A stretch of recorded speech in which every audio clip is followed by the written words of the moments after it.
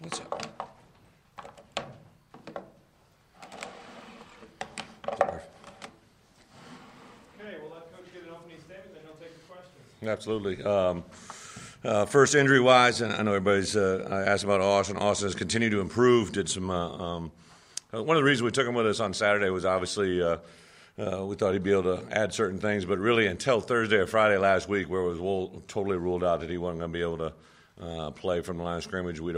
We typically make our travel roster on Wednesday, so our idea was to take him with us then, and at that point, we made a decision to bring him with us and help us with Cole on the sideline. Cole got all the reps last week as the one. Ty was all the week as a two, but Austin really did a nice job during the course of the game, I thought, to help Cole handle the game and go with us. But Austin's a little bit different situation this week. There is a chance by the end of the week, but don't know that till that time comes. Until then, we'll just continue to rep with Cole and Ty.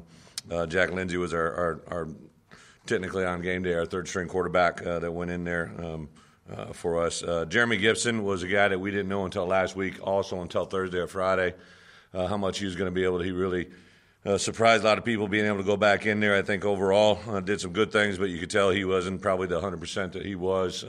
I think the thing was he felt that way going the game, and he's 100% this week and be with us all this week during practice. I should say this: he's 100% at game time. He just wasn't able to go a normal practice week. So, and then Jeremy Patton, unfortunately, on I think it was Wednesday later afternoon practice, got caught in a rolled up pile up during inside drill, tweaked his ankle pretty good. Was a chance of him playing on Saturday. We booted him up, and he was unable to go, but should be back with us. Limited practice today, tomorrow, and then hopefully be back with us full go by Saturday. A number of guys had some bangs and bruises from Saturday, but overall that should be just those three I mentioned carrying forward from last week. The only concerns we have, nothing new or significant that came out of the game that would limit our guys moving forward. So taking a look at the film, obviously kind of like what we knew on Saturday, there was a lot of opportunities that we could have maybe did a little bit better on offense, defense, special teams. I think there were a lot of positives from the standpoint of some young receivers making some plays. Obviously a first-start quarterback that really showed no signs of flinching an inch. I knew he was going to have tremendous confidence. I think we got to do a better job of supporting him around him at all positions, O-line, tight ends, running backs, wide receivers, and coaches. So that part is there. I do think he's an infectious player. Our defense also, obviously you start the game off with a big play, that big run. They put together a number of really good plays after that. We obviously had to turn over off to the exchange of the punt unit that gave them the ball deep in their territory. They stood that up for 3 points and then really stayed pretty balanced until the end of the half. And unfortunately, they gave up that score. But I did like the way we did want to go tempo. Even before Alabama had scored their last play before the half, we knew we wanted to go 2 minute and put Cole in a situation to go out there and play with that. He thrived in the moment. Obviously had the big play to Jordan Jones, who I think learned a lot on that play himself. Got behind two of their defenders. Cole hit him in stride and could be a big play there, but battled back, used the clock efficiently, responded very well before the half. Unfortunately, didn't get a break right there going in, which would have been huge. Came out, got the pick in the second half, and if we could have flourished on that, did get three. But there's a 10 to 14 point swing there that was big in the ball game, and we just got to make those plays happen if you're getting a chance to stay toe to toe with the number one team. So I think our guys learned a lot about themselves. I'm excited about the week just from the standpoint. Our guys have been here, done that, have responded very well. That no one questions their fight or their attitude.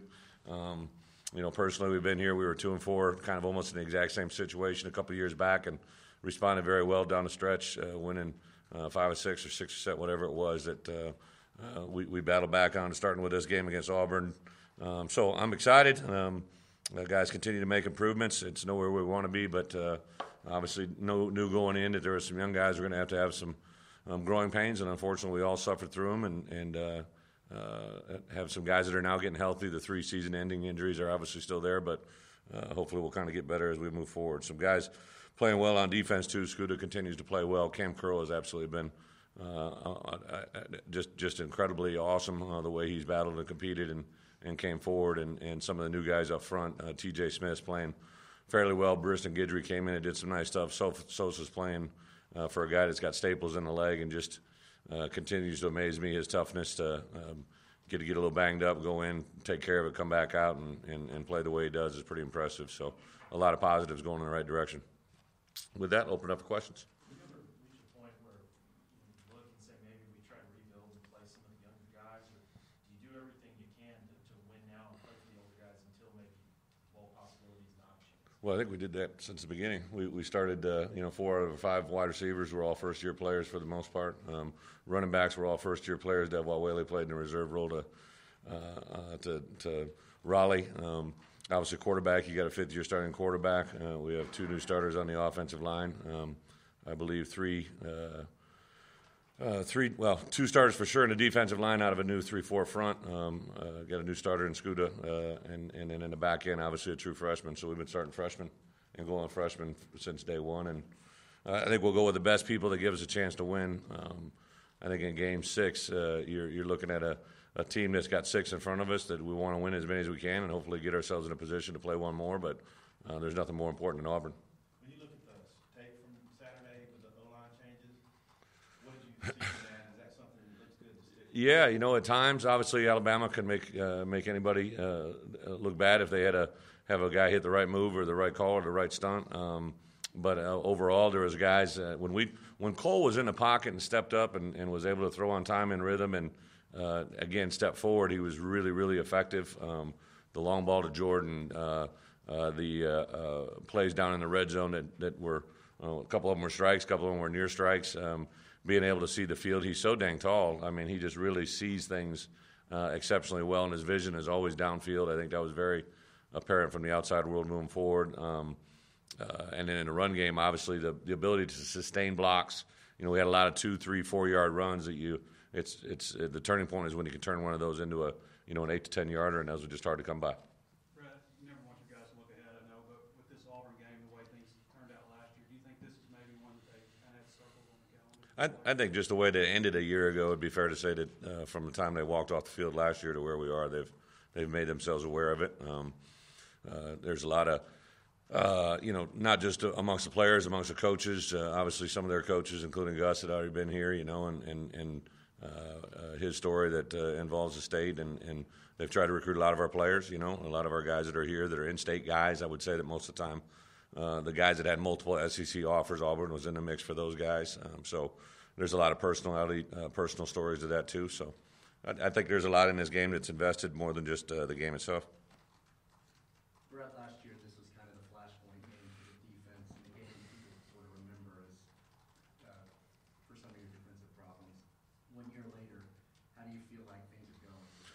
Yeah, I think anytime you have a wholesale change, as we did, going from 4-3 to a 3-4, there's going to be some things that you just got to live through to have them get exposed. You try to plow them up as best you can during the course of the week. Sometimes you find them, other times your opponents find them. I think there's a lot of guys that have gotten better. I think there's still some adjustments that our guys are going through up front. But overall, you have a guy like Andre Tolliver who's playing as good as he's played. I think just individually, Dwayne Eugene is playing as good as he's played. Randy Ramsey actually had a little tweaked ankle last week, so he didn't get many reps during the course of the game, but should be back healthy. And he'd been doing a nice job, played a little bit for us on our third down package. Scuda already mentioned. Dre's a guy that's been hot and cold. He's played some things really, really well. He's very good athletic ability. There's some things we got to get him to play within the system and do his assignment, and we can all of us take a step forward. So it's a little bit of a mixed bag, but I'd say we're going forward, not backwards. What's your take on Auburn overall? Just in general, offense, defense, special teams, or they're a good football team. Obviously, top 10 team that lost a tough one on Saturday I watched the film late last night. Really, all 3 phases: offense, defense, special teams, and two teams were battling really hard to get competing. And I think their quarterback is a very, very good player who throws a very good football. Their running backs, 21's a very explosive player. He's going to get the majority of the reps as of late. Up front, they play a scheme that they do a lot of movement east and west. But when they come downhill, they got big boys that can do that as well. Put 21 at quarterback. He brings a different dimension when they run their little wildcat package. Defensively, They all got those single-digit jerseys up front. They're big, good-looking, athletic cats that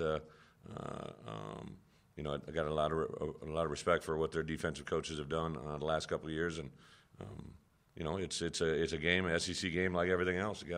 You gotta play the game and obviously withstand the moments that go against you and ride the ones that are for you, and hopefully come out on top. What's the cutoff for Austin? Is he fully healthy, 80%? Can you gut it out? Where does he have to? For who? Austin? If it came to a point later in the week that it looked like he could practice Thursday, I think there's a merit to that. But where he's at right now is still say we're a couple of weeks away. But Austin, I think, is a guy that probably surprises a lot of people. And if he can go, he can do things, then it's positive for us. Do you have one more? I was asking about Daniel Carlson on the weapon having a Yeah, he's very good in every facet, every situation, every game. The one thing that's probably been the biggest thing for me is he seems like he's been there forever, and he just very efficient. He doesn't ever have a bad game. So when you look at your defense and what Alabama did, it seemed like the cutback was the killer. Sometimes I get maybe it's the backside linebacker, it's Dre. Sometimes maybe it's Scooter. I mean, how do you The first play they actually fanned back on the backside, which they hadn't really done, which created that big seam. I think a little bit of Dre's emotions. That first play, you want to go. He wants, he's a linebacker that sees the ball, wants to get ball every play, and I learned this one a long time ago, right? Any plays that cut back behind the backside linebacker end up being big plays, and that one went all the way back behind the backside linebacker, and then it gets into your backside corner and safety support, and it was one that we didn't get him down, and obviously a big play resulted. There were times though that they. I don't know whether by design or just by chance that some of that stuff started to roll back, and we were there on the front side, defended it very well. When we played sound and we were on our feet, we played very, very well. But obviously that play was a heartbreaker right there, and then a couple of pass plays. I was going to say, in the middle of the game, you got to be pleased that it didn't settle down. Yeah, we had a plan obviously to bring a little pressure, do some things. I like the way they responded. Again, you have some guys that are. You got a true freshman corner going against one of the best teams in the country. You got a number of guys up front who haven't played in that game itself. I think Sosa's the only one that really. Bijan had played, and Bijan's probably put together two of his better games here as of late. So, again, we'll just keep coming along. I go back to I didn't really just different things strike you as a head coach. So on Saturday morning we always do this. We have our pregame meal, which is 4 hours out from the game. Usually I have a couple announcements, and then I'll let someone say a prayer, one of the coaches, somebody, and Dwayne Eugene had it, and then I call up the team by dinner. And usually I'm kind of making notes to myself as I call the guys up, so I'll say seniors, and then all the seniors get up, and we have a 2-line buffet, and it's the same since I've been a head coach. It's been the same since I got here when I was here before. And I just realized we were in a kind of a bigger room than normal. It was a double ballroom. It was really big. And when I called the seniors, there were just so few guys that got up. And then I yelled juniors, and a third of the room, and I yelled sophomores, another third. It was just overwhelming how many guys are juniors, sophomores, and freshmen that are getting ready to play on the road. And again, your first time as a quarterback, I thought Cole handled the moment as well as he could, and a lot of positives. How do you change the expectations for the offense, the team, if it is Cole at quarterback moving forward? Why do we got to change them? No, I think you want to win the game last week. Our guys knew all week he was going to be the guy, and this week we want to win, so I don't think that changes. What's that? Stoops was in town Yeah. last week, and he said that coaches can't talk about this in season, but injuries make a big deal. How have you guys handled that internally? That you're talking about top receiver, top running back, top quarterback. Well, it's not coach speak. I think everyone that's been in this position realizes that what you try to preach to the kids before it happens is next man in mentality. No matter what I try to always do this in our first 2 scrimmages during the fall. If there's a significant injury, all right, if someone goes down during the scrimmage and another guy has to step in, you'll make a point about how that person played. This year I used it out of the gate with Devois because if Raleigh hadn't been injured in the spring, he would have been there as the number 1 guy. So Devois had made a couple nice plays that day, so I brought that point up. And then I'll go around the room or around the guys that are returning players, and I'll say, how did you get your first start? So I'll say, Frank Ragnow, how'd you get your first start? Austin Cantrell, how'd you get your first opportunity? Jared Cornelius, when did you get your first opportunity? And 9 times out of 10, it's the man in front of them was injured, is when their first real opportunity to hit the field. So you just try to stress that there. I appreciate Bobby. Bobby popped over afterwards too. Came over here after your speech or after the speech at the club, and been close to him for a long while. So he had a lot of good things to say. But I think as coaches, it's only something obviously, I've mentioned it, but I haven't dwelled on it as coaches because then you guys will hammer me. But it is something that you have to have an awareness of, and your players have to as well. When your starting quarterback is out, and obviously the 3 guy becomes much more important. I misunderstand you earlier when you said that would have been Jack. Well, two guys are probably in that same spot: Jack Krause and Carson Proctor. I'm sorry, not Jack Krause. What am I saying? Jack Lindsey. That's it. He's moved up some in your eyes. Well, last year I think during the spring, your clear cut one was Austin. 2 and 3 we were battling out. So it was really who was battling was 2 was Cole Kelly and Ty Story, and in that third spot we were battling out with Carson Proctor, Jack Lindsey, and the true freshman. And we don't want to use the freshman's red shirt. He's doing a great job. He's getting bigger, stronger. So it really gets down to Carson and Lindsey. So yeah, he's really your 4th, but he's your 3rd because the injured guy got first. Who's Jack done? Got bigger, stronger, throws the ball. I thought he was impressive last spring during some of the scrimmages, and this year during the fall.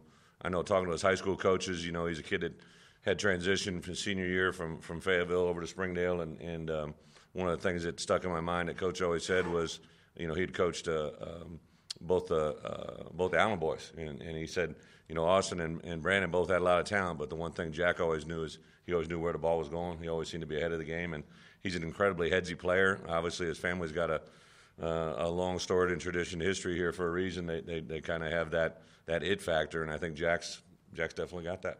With the success in the 2-minute stuff, Mm-hmm. do you envision using that outside of last 2 minutes of a half or trying to catch up in the game? Yeah, so actually going back to the spring, I think some of you guys saw it, and then during the fall, we've actually had a tempo system in place for Austin that we thought we had a 5th-year senior quarterback and a 5th-year senior center that are in charge of all your communication.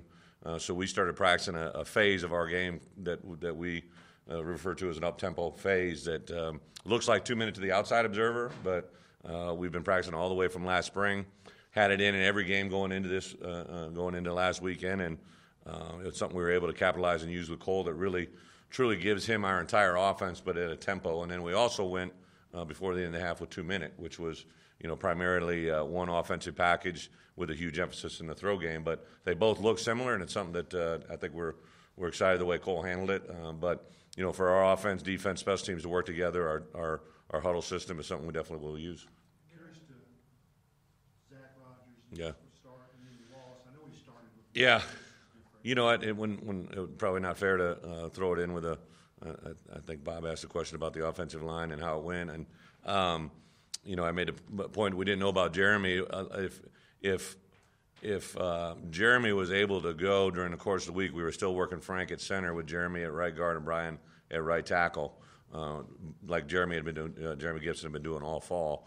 But when the opportunity came that it looked like Jeremy could go for the game itself, to put him over in place of Colton, we wanted to give Colton a little bit of relief in that game, and that's what presented that lineup right there. But I think Colton at left tackle, Yelda at left guard,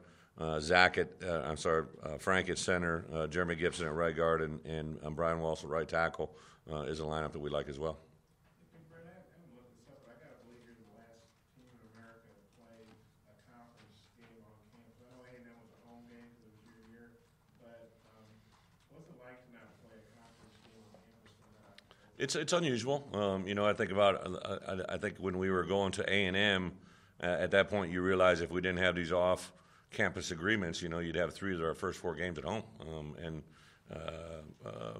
that was something that's a little bit, it's something you always want, but it's a decision that's made way before I got here, a decision made way above my head, so you just kind of roll with the punches.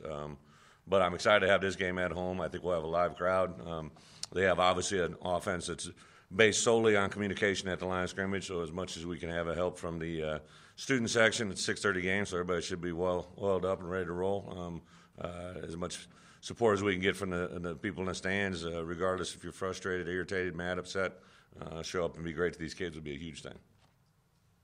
The players said in the post-game locker room there was a better vibe at the end of that game than there was in South Carolina. What do you think? I think they just never gave up. They never fought. Not that they gave up South Carolina, but I think when you gave up to 21 points without being on the field, and then we can't, as coaches, we can't dwell on and talk about it, but you can bet that those kids talk about, they know if C.J. O'Grady catches that ball before the half, they know if Deion comes up with the one at the back of the end zone, they know if Jordan keeps running through the deep ball catch, they know if we catch a break here or there, it's a 2-score game and they're in it. They're smart enough to figure that out. As coaches, we don't go around waving it in their face, but we got smart kids that know where they're at, and I think it's a true testament to show how fast this thing can change, i.e. 2-4 a couple years ago to a team that won 8, could have won 9, had a block field goal against Mississippi State that could have been a game changer. So we're in here battling. We're going to keep doing it, but I wouldn't want to be anywhere else with these kids. Speaking of the C.J. O'Grady play, Cole ran up to that official like he thought there was something there. I quickly ran over. I was afraid that Cole was going to, get something. Cole's very large, and the official he was talking to is not a very, shall we say, tall in nature.